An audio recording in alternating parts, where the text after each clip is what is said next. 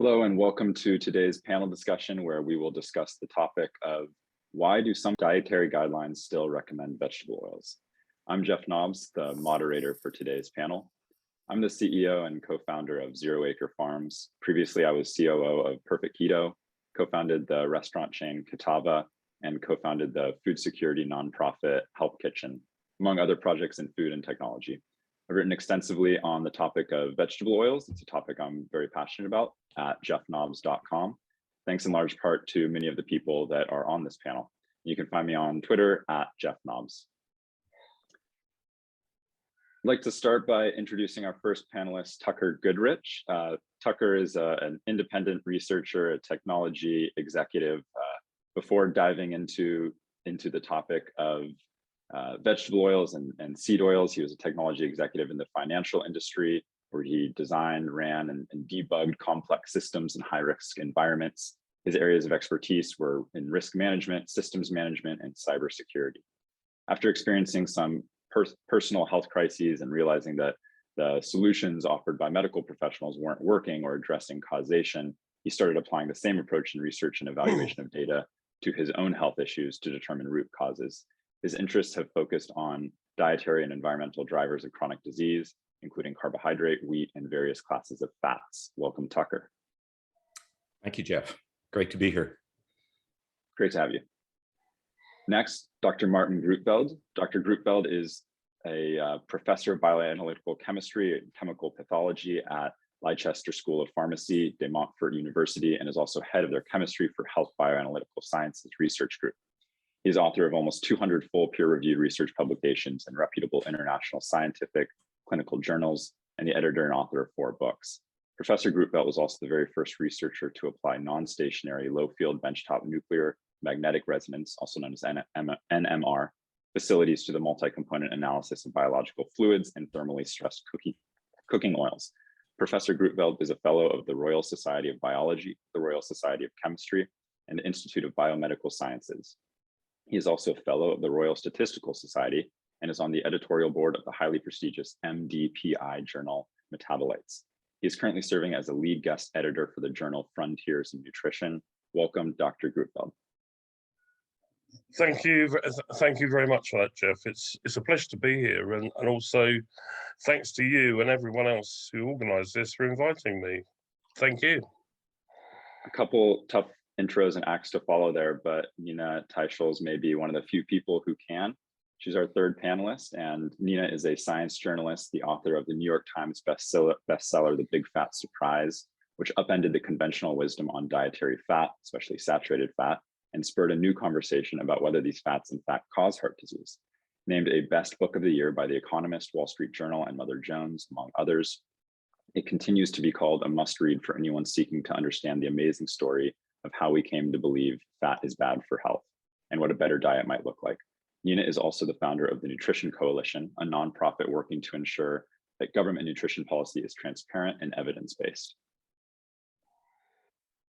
Work for which she's been... Oh, sorry. Sorry about that. Work for which she's been asked to testify before the US Department of Agriculture and the Canadian Senate. Teicholz is a graduate of Stanford and Oxford universities and previously served as Associate Director of the Center for Globalization and Sustainable Development at Columbia University. Thanks, Nina, for joining us. Thanks so much for having me, and thanks for putting this together. So today we're going to talk about why vegetable oils were included in the dietary guidelines in the first place, and what might happen going forward. Will they follow a similar path as sugar and trans fats? And for people watching, how can we make a difference in what is recommended? I'm going to now share some charts to help set the stage on what we're talking about here. We're talking about vegetable oils. These include palm, soybean, canola, sunflower, peanut, cottonseed, corn, especially seed oils, which are high in polyunsaturated omega-6 fats. You can see these oils went from rarity to essentially ubiquity now. They're in 20% of the foods that we eat. And on the next slide, you'll see that the increasing rate of vegetable oil consumption parallels increasing rates of chronic disease. Unfortunately, we didn't eat vegetable oils and we didn't have chronic disease, and now both are sadly very common. On the next slide, you'll see that diabetes is one example of increasing chronic disease prevalence. The next slide shows that obesity is also on the rise. Again, used to be a nation world that didn't suffer from obesity, and now it in the US affects at least 4 in 10 adults. The next slide, you'll see that while many other sources of fat are blamed, interestingly, vegetable oils are the only major source of fat that have continued to go up and to the right, while most other sources of fat are flat or decreasing, during which rates of obesity have increased significantly. While all this is happening, see on the next slide that there's this massive increase. And also calories are remaining somewhat flat. So we're gaining a lot of weight. Obesity is increasing. Chronic disease rates are increasing. Yet we're not eating more, at least over the course of the last couple of decades. During this time, while rates of vegetable oil consumption have skyrocketed along with rates of obesity and chronic disease, some dietary guidelines, such as the US dietary guidelines, still recommend that we eat more vegetable oils. We're still not eating enough. On the left, you can see the guidelines show that about 70% of people aren't getting enough oils, only about 30% are. And on the right, you'll see the recommended oil intake, which are these blue bars, and where we're at now, which are these green bars. So even with this massive rise in consumption of vegetable oils, some organizations say that we're still not eating enough. And that leads us to our conversation today, which is why that's the case. So Nina, why don't we start with you? You've written and talked and thought extensively on this topic. You could probably talk for the rest of the panel on this topic, but in summary, why are official dietary guidelines even important? What do they affect? The U.S. dietary guidelines for Americans, it seems like a policy you would never know about, and who goes to a .gov website to find out what they're going to eat. But in reality, they have this sort of enormously long tentacles that extend into all of our lives in some way. I mean, they control. They virtually control what is in school lunches, feeding programs for the elderly, for women and infant children. Those are all that $800 billion that the U.S. Department of Agriculture spends on feeding programs. They are also adopted as the gold standard by nearly all doctors, dietitians, nutritionists, and nurses. So if you're going and getting dietary advice from your trusted healthcare professional, they are giving you the dietary guidelines, which are, very simple. What we all think is, most people think is a healthy diet. It's eat more fruits, vegetables, whole grains, and avoid saturated fat, and cut lean meats over red meat, and low fat dairy. That's basically it. And that's what you're taught in all K through 12 education. Also, that comes from the guidelines. The military is required to follow the guidelines. I mean, and we have a huge obesity problem in the military, equal to the one that we have in the general population. So the guidelines just are enormously influential, and they really can't be avoided, because they, as the quote unquote gold standard, it's very hard, and health professionals have been, they've been subject to disciplinary hearings or threatened with them for not teaching the guidelines. So they're unavoidable. Last thing is that they dictate all federal programs on nutrition. So anything the government does in nutrition has to follow the guidelines. So I think the next question. I think that's a good place to start, because many people will say, they already know that vegetable oils are a problem. They avoid them. Why all the fuss? Why do we need to change anything? If you know about this problem, then you can make a change, and that's on you. And to your point, there are a lot of people out there who not only don't know about them, but don't have the resources to go make that change easily. Or it may not even be an option, as in schools and the military. So having the official guidelines change could have a huge impact. Yeah, I mean, just think about, even if you have control of what you eat, what your child gets fed at school, what your elderly parent or relative eats in a nursing home, or when you go to the hospital, or what there's just so many areas where you really have no control, and what is being served in those institutions is not butter, it's margarine and et cetera. It's following the guidelines. And Tucker, if you want to chime in on this, looking back several decades, why were vegetable oils included in the dietary guidelines in the first place? Cholesterol. The original idea was that since vegetable oil consumption pretty reliably decreases LDL cholesterol, and LDL cholesterol was thought to be causal in heart disease, essentially it was prescribed as if it was a drug, right? Nowadays, we use a combination of vegetable oils through the dietary guidelines, and often statins in people who have obvious heart disease to try and lower LDL cholesterol. But we have this background prescription essentially of vegetable oils as if it was a drug in the population. That's despite the fact that numerous trials have failed to show a benefit of consuming vegetable oils on cardiovascular disease risk. And in a number of cases, it's actually shown that it increases cardiovascular disease risk, which is the conclusion that the mechanistic studies of what's causing heart disease have come to the conclusion. The latest European Atherosclerosis Society shows that the first step in atherosclerosis is the oxidation of LDL, and the experimental studies have shown clearly that that oxidation is defined by the presence of the oxidized fats found in seed oils, and that the progression of atherosclerosis depends on those oxidized fats. It sounds like it's understandable that this may have been a recommendation based on science from 50 years ago. We know more now, we have better science, yet we're still relying on the data and certain studies and certain assumptions from decades ago. So That's, Nina, yes, that's fair. That's fair to say. Okay. Nina, I'd love to hear your input on this in a second. I want to go to Martin.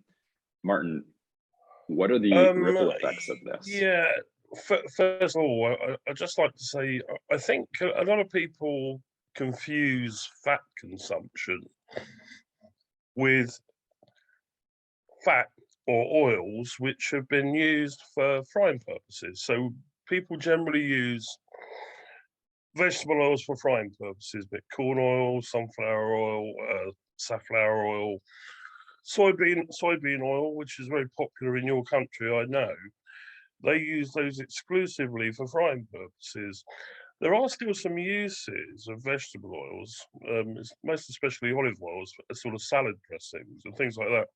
Now, if the oil has not been thermally stressed or subject to high temperature frying episodes, and providing it's been stored in the right way, which is usually in a darkened cabinet or even at a lower temperature, there's nothing wrong with polyunsaturates. Those are molecules that we can't make ourselves. We can't biosynthesize those, so we have to get them from a dietary means.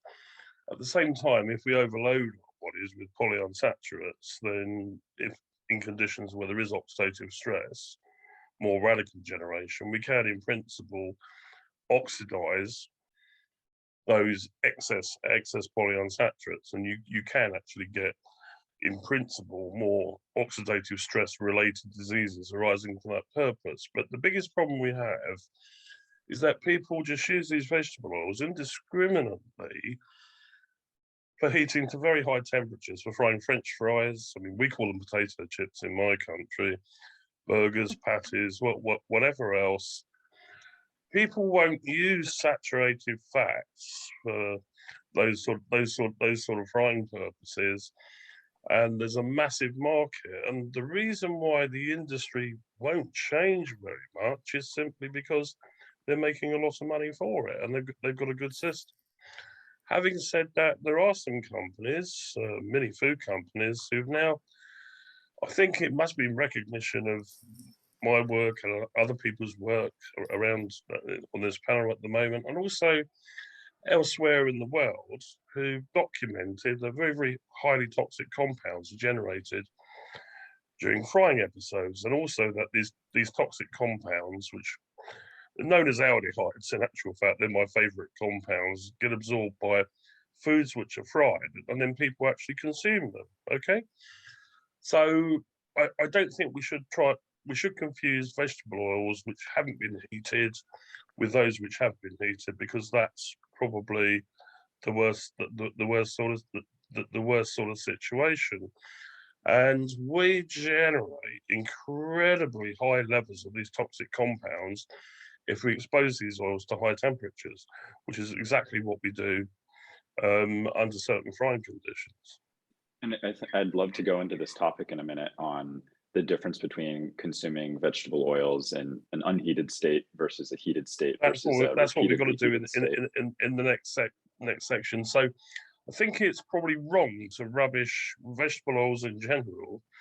It's wrong to it's actually correct to sort of criticize vegetable oils for use for frying purposes, and some oils are much more resistant than others. Okay, and I'm sure Tucker has something to say on this topic. He's talked about it extensively.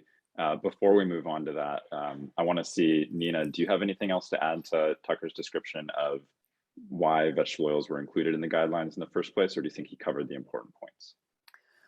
Yeah, I mean, I could just offer a tiny bit more history. I think what Tucker said was absolutely correct. But I mean, just if you want to understand the full history, it actually goes back to the American Heart Association was the first organization to recommend that they didn't talk about polyunsaturated vegetable oils. What they said was reduce your saturated fat and cholesterol content. And that was started a recommendation that came out in 1961. And that basically, at the time, they really weren't talking so much about vegetable oils, but it is true, and a very interesting story about how the American Heart Association had received a lot of money and basically been launched by Procter & Gamble, which is the maker of Crisco oil. And the president of the American Heart Association had been criticized for holding up bottles of Crisco oil as if he were advertising them. So I would say that polyunsaturated vegetable oils were not being discussed publicly so much as they were behind the scenes, perhaps steering the agenda of public health organizations or contributing to research, some of which I document in my book on this. So the American Heart Association launched this. It was really about cutting down saturated fats. When the US government got into the business of guidelines in 1980, it also did not talk about vegetable oils. It basically just said, cut down on your saturated fat. And they said, and then I went and looked it up. It wasn't until really in 1995, they start in the small print saying, oh, we'd like to tell you to use vegetable oils instead. And interestingly, the first oils they talk about are olive oil and canola oil, which they mention as being important because they're monounsaturated and therefore they're less likely to oxidize. I mean, they didn't say that in the print, but we all know that to be true. They have less potential for oxidation. So, now fast forward to 2020, and they're talking about actively promoting vegetable oils, but that's been a progression that we've seen in the guidelines as they've evolved. And when they were first introduced in the guidelines, was there any pushback then, or was it unanimous? That's a good question, and I did not go back and do any more research for this panel, and maybe other people know, but in the research that I did, what I found was pushback on limiting saturated fats. There were many people at the highest level of nutrition societies, and including the National Academies of Sciences, who were saying, we do not have the evidence to reduce saturated fats. That is not an evidence-based recommendation. And that was where the controversy was. And that was a very heated controversy from about late 1970s to about 1980, and into the early 80s, actually. But it was more about reducing saturated fat and not so much focused on vegetable oils. And if I might just say one more thing, it's because vegetable oils had not been studied that much. And there hadn't been conferences on it. There hadn't been a lot of investigations into these oils. One of the things that I did discover was that, any food item, in order to be studied, it needs sponsors for conferences, and nobody wanted to sponsor, none of the big food companies wanted to sponsor a conference on the dangers of vegetable oils. There were a couple of little conferences in the early 1970s, but then that research really just sort of faded away. And like we said, we'll have an entire panel coming up on fresh or uncooked versus cooked vegetable oils. But I did want to go back to that topic. Is that something that's even considered in guidelines when giving recommendations on oils, fats, and fats to consume? Looking at the statistics, over a third of Americans eat fast food every day. that usually comes in the form of deep fried foods, whether it's hash browns or French fries or fried chicken or chicken nuggets. Is that considered when making these dietary guidelines, and do the studies reflect consuming deep fried vegetable oils? And my quick answer is not in the US dietary guidelines. And also not in the UK, nor anywhere else. And even people who conduct epidemiological studies looking at different sorts of fat consumption or lipid consumption, and that includes polyunsaturates, monounsaturates, saturated fatty acids. There is some good evidence now that saturated fatty acids don't cause cardiovascular disease, so that's good. But they don't consider whether or not the oil has been subjected to heat. So we've got some big studies published in journals such as The Lancet, another British Medical Journal, and various other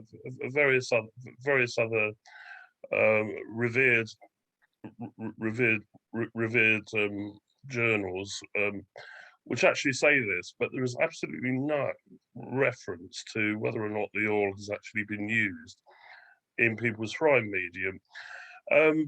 British government, we've still got National Health Service is still recommending using polyunsaturated rich oils for cooking. Okay, they're using it. They're actually saying yes, polyunsaturates are good, but they're still saying if you're going to cook or fry with an oil, you use a vegetable oil. Okay, which is completely wrong. And that's Tucker, despite the fact all the research which has been conducted on this during the last it's nearly 30 years now, isn't it?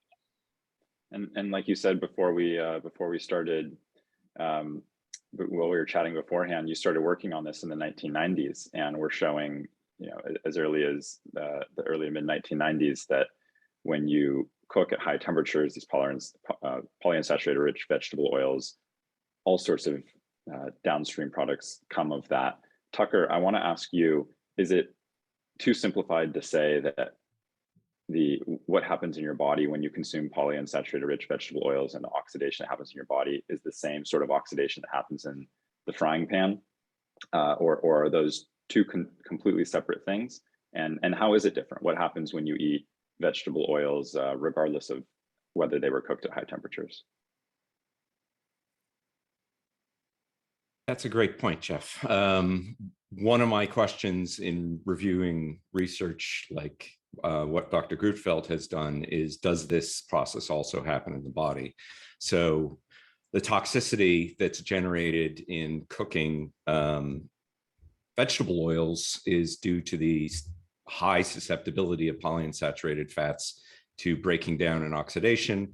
The oxidative byproducts are, some of them, highly toxic, and this is Dr. Grootveld's specialty, so I won't go into it. He can talk to it at far length and with far more authority than I can. Thanks for saying that. I'd just like to add, if I could just continue that thought. Please do. So the question is, are these aldehydes also generated endogenously, and is that production affected by consumption of non-heated polyunsaturated fats? And the evidence for that appears to be quite clear that it is, right? So the mechanism in the cardiovascular literature for the progression of heart disease is the presence of these oxidized polyunsaturated fat aldehydes in LDL cholesterol. So the test is for malondialdehyde, MDA. The test that they wanted to use was for 4-hydroxynonenal, HNE. Both of those are highly toxic, cytotoxic, and cause DNA damage endogenously. And both of those can be produced in the body, specifically in the mitochondria, when the consumption of polyunsaturated fats alters the composition of mitochondrial membranes. Those fats then go on to cause protein damage throughout the cell and DNA damage, including common DNA damage markers that are seen in cancer, and specifically to the TP53 cancer protection gene, which is the most common mutation seen in diet-related cancers. So yeah, I will agree with Dr. Grootveld emphatically that the heated oils are far worse because these toxic aldehydes are in the oils and they are absorbed into your body when you consume these oils. But I think there's also good evidence that the same process is happening in a lesser way, although perhaps in a physiologically relevant way in the body. I'll also note that the 1961 American Heart Association recommendations did explicitly say that you should be consuming corn, soya, and other polyunsaturated fat in your diet as you're reducing saturated fat, and the rationale for that was that they do lower LDL cholesterol. The immediate pushback was the Rose corn oil trial, which found that while it does lower LDL cholesterol, it also increased the rates of cardiovascular disease in the people who are consuming corn oil. That came out in 1965, 4 years after the AHA recommendations came out. And their conclusion was that it is unsafe to use corn oil to treat ischemic heart disease. And unfortunately, that's one of the papers that's been consistently ignored over the subsequent decades. Tucker, while you have the mic, and I'd love to go down the rabbit hole of cooking versus not cooking, but like we said, how many hours do we have? Another Jeff? panel. Yeah, and to a point Martin made earlier about the essentiality of polyunsaturated fats, I think that is a big reason they play such a role in the guidelines, is that they're in some cases seen as like vitamins. They're essential. They're not only sources of vitamin E, but certain polyunsaturated fats are essential. Looking at linoleic acid and omega-6 fat in particular. Tucker, curious on your thoughts on the essentiality of those fats that are found in vegetable oils. Polyunsaturated fats of both the omega-3 and the omega-6 variety are indeed essential in the diet, and there are diseases of deficiency that occur both in animals and in humans. I'll observe that in humans, it's never seen unless you're under the care of a physician. I don't think there's a single incident of a person being deficient in these fats because they're pretty much, in some small level in almost all the whole foods that we consume. So the question then becomes, are the short chain fats like linoleic acid, which is the primary fat in these seed oils, and alpha linolenic acid, which is in, some, like flaxseed oil, that's the primary fat. Are those fats essential? Now, that was originally found in a paper that was published in 1930, and it was thought that linoleic acid was an essential fat, and that has driven a lot of the guidelines. More recent research that's come out only in the last few years has determined that those initial experiments were incorrect, and that the fats that are actually essential in the diet are fats that are made from these short chain fats. So if you put people, or specifically animals, on a diet that is deficient in alpha linolenic and linoleic acids, but you provide the longer chain fatty acids, that they do not develop the deficiency diseases. So the short chain omega-6 and omega-3 fats, contrary to what's understood in the dietary guidelines, are not essential in the diet. We have no evidence that they are. Is it possible to get, it sounds like it's nearly impossible to be deficient. Therefore, it's possible to get all of the essential fatty acids you'd find in vegetable oils from other foods. Is that right? That's correct. There's no requirement for, I think the dietary guidelines suggests 2 to 5% of the diet as linoleic acid to prevent deficiency. There are very few circumstances in a normal diet that doesn't include industrial seed oils where you're going to get that high an amount, and you will not get a deficiency disease if you do not consume that high amount. I think that evidence is quite clear. And in long-term human interventional studies, we've seen that if whatever requirement there may be for linoleic acid in the diet, it's very low, like 0.5 percentage point of energy per day. I want to shift gears and talk about a different but similar topic, and that's sugar.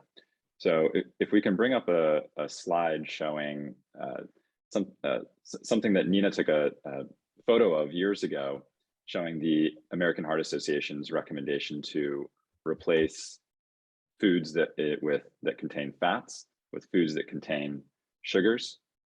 This is a screenshot from the American Heart Association showing that Americans should choose snacks from food groups that are low in fat, and many of these foods are essentially pure sugar: hard candy, gumdrops, sugar, syrup, jelly, marmalade, jam, honey.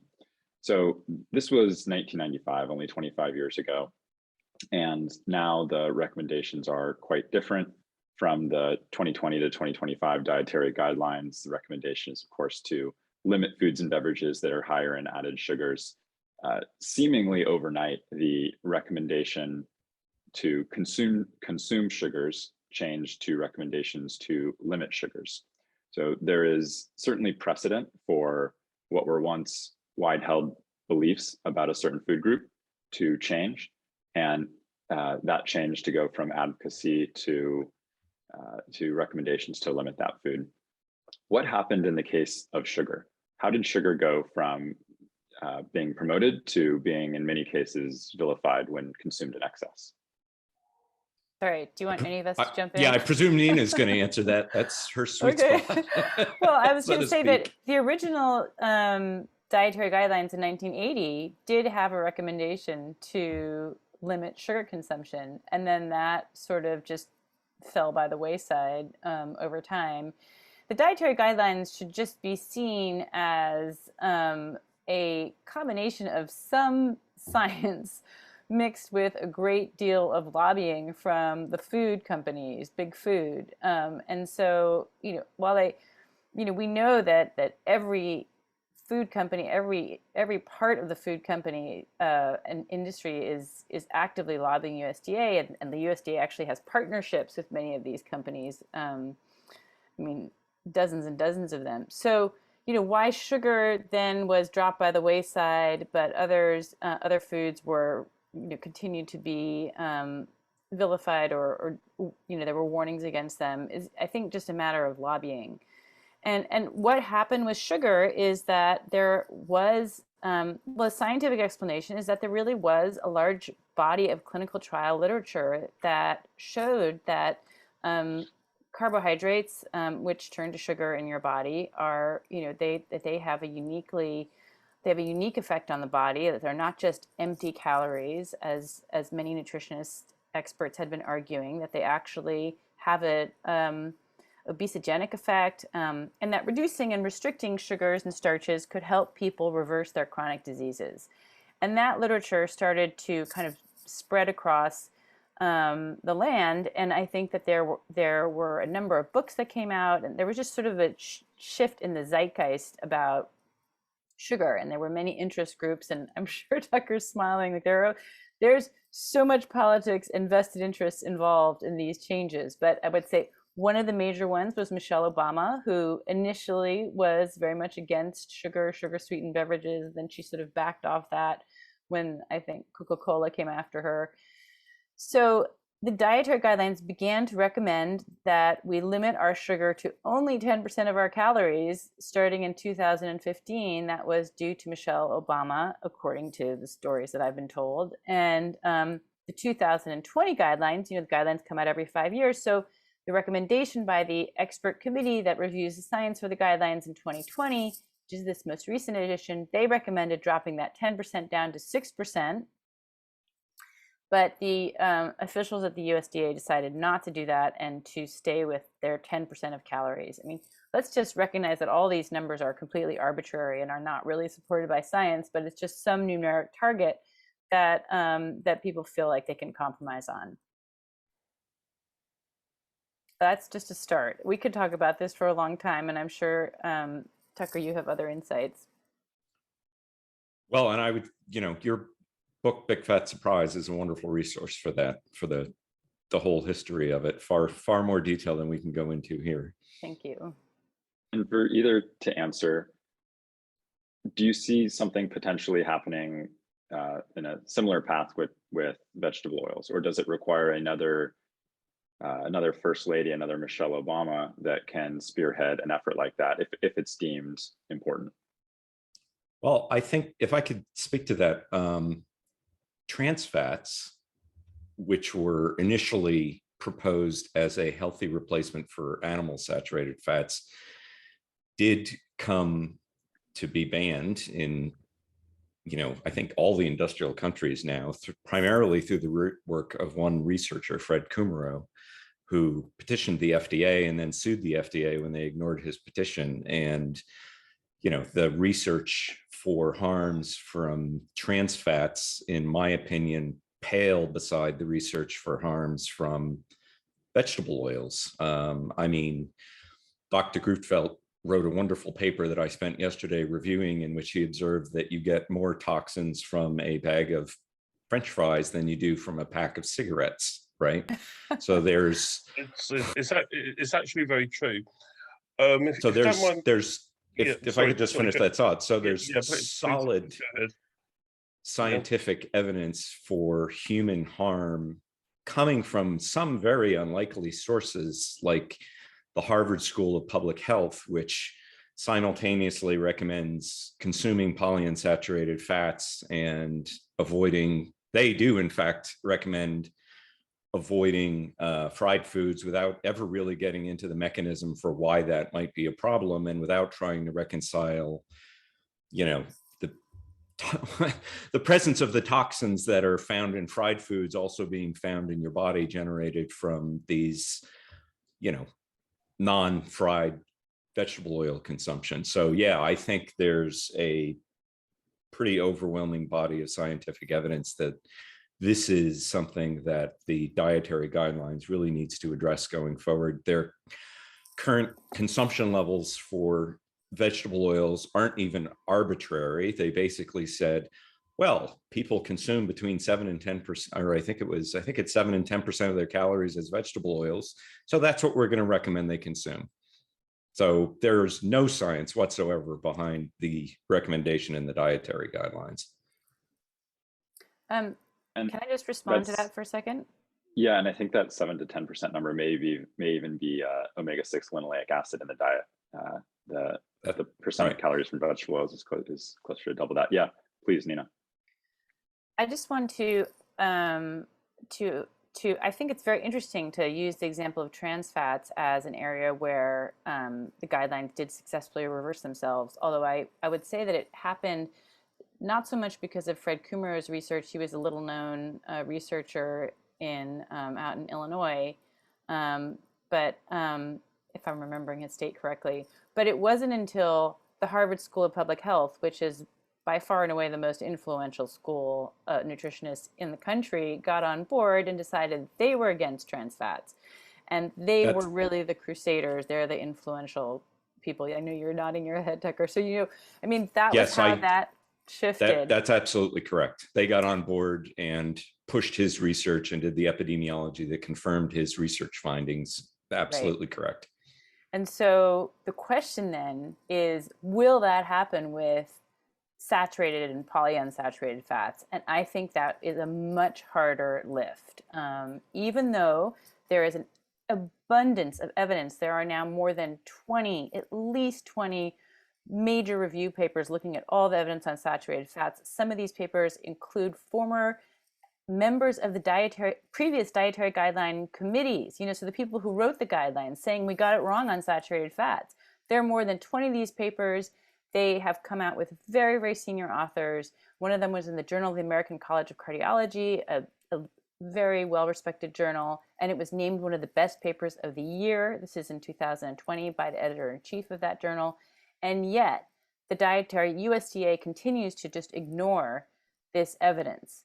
And there is nobody out there that I see campaigning in the way that Harvard campaigned against trans fats at this moment in time. And I would say that's most likely due to, there's a number of reasons. I don't want to spend too much time, but if you take the limits off of saturated fats, then you are allowing in basically unlimited amounts of animal foods, red meat, full fat dairy, and this is abhorrent to many in the nutritionist community, who are now firmly, there's a strong bias towards a diet that is more based in, vegan, vegetarian. So they do not want the entry of animal foods, and saturated fats is really the rate limiting factor.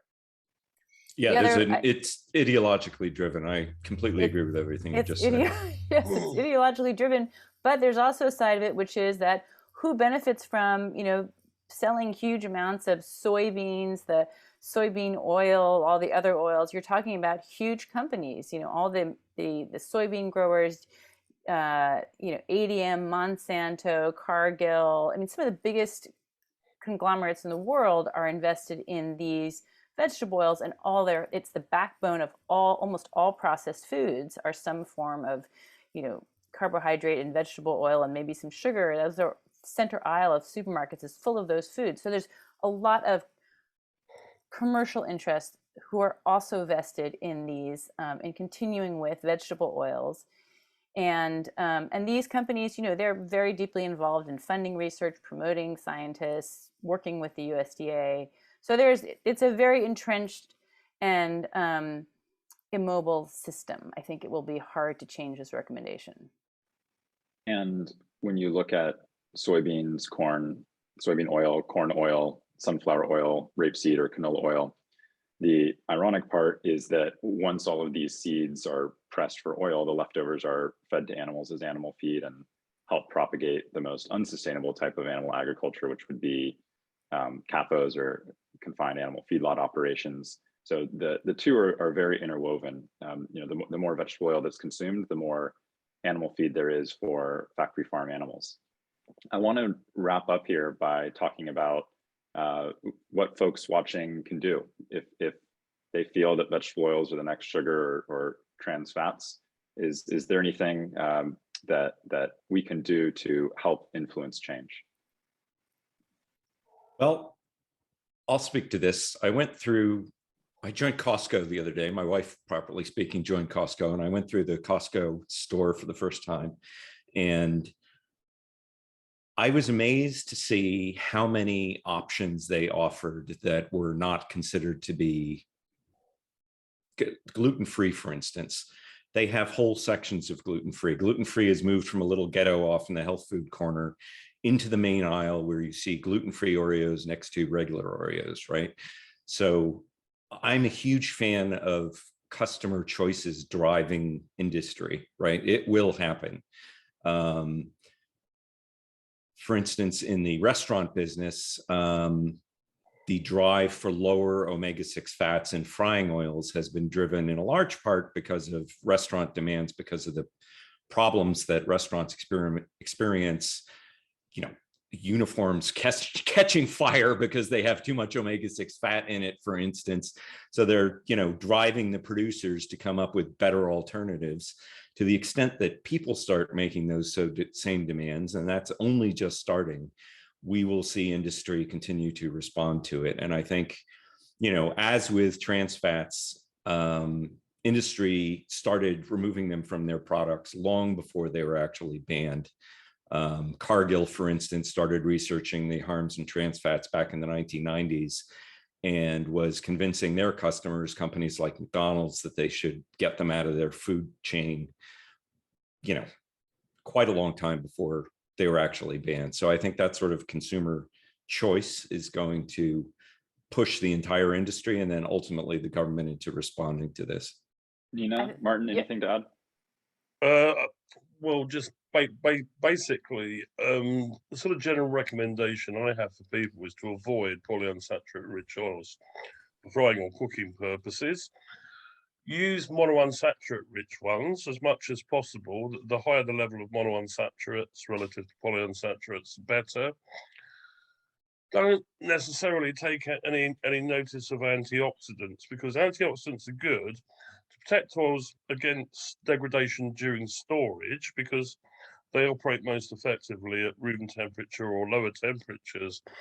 Once they're subjected to high temperature frying episodes, they get destroyed, mainly destroyed. And so antioxidants, unless there's certain types of antioxidant, which I can come on to a bit later on, do actually offer some protection at high temperatures, most companies are just going to come up with vitamin E or vitamin E derivatives, which they'll maybe spike their oil with. So my recommendation is, number one, just avoid fried food. And number two, if you are going to eat fried food, or you're going to make your own fried food or prepare your own fried food, do it using an oil which is rich in monounsaturates, or better still, saturated fatty acids.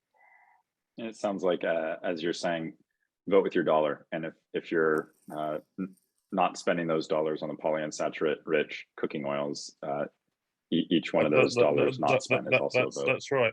And just to say also, there are some companies now, like some oils which are traditionally rich in polyunsaturates, such as sunflower oil. They have actually genetically engineered it. So they've replaced the polyunsaturates with oleic acid, which is a MUFA, and they are very good. Their resistance to oxidation during exposure to standard frying practices is actually very, very good, as we might expect. Okay, so we still can have sunflower oil, which has been genetically engineered, but it's rich in monounsaturates, and I understand it's used quite a lot in Europe and also the USA now. Nina, anything to add as a closing statement? Yeah, no, I mean, I think those suggestions are good ones. Voting with your dollar. I would also just suggest going to nutritioncoalition.us. That's the not-for-profit group I run. We do not specifically run a campaign on any particular food item, but we really have been bringing together scientists who are to try to bring this issue more, to give it more light, and we have made a significant difference in a number of areas with the dietary guidelines. So we are, just sign up for the mailing list, because the next round of the dietary guidelines has not yet started. But I do think that policy will be a lot slower to change than people can, the difference that they can make in their own lives and with their own eating habits. I mean, policy is like the Titanic. It's been around for decades, and it's going to take a long time to turn. Yeah, and to Nina's credit, to Nina's credit, her book and Gary Taubes's work that's, in my estimation, a large part of what moved the needle, and it moved the needle by getting people to pay attention to it. And then that's a perfect example of the guidelines starting to follow along years later. Okay. Well, thank you so much, all of you, for participating in this panel today. Hope the audience watching learned something and enjoyed it. And for everyone watching, we hope you took a lot away from this conversation. Don't forget to tune in to the next presentation and the rest that are scheduled for the day. You can share futureoffat.org with your network so others can register to watch for free. And be sure to follow along with the speakers and their social channels that we shared and that you'll see on my screen now. Thanks so much, everyone. Thank you.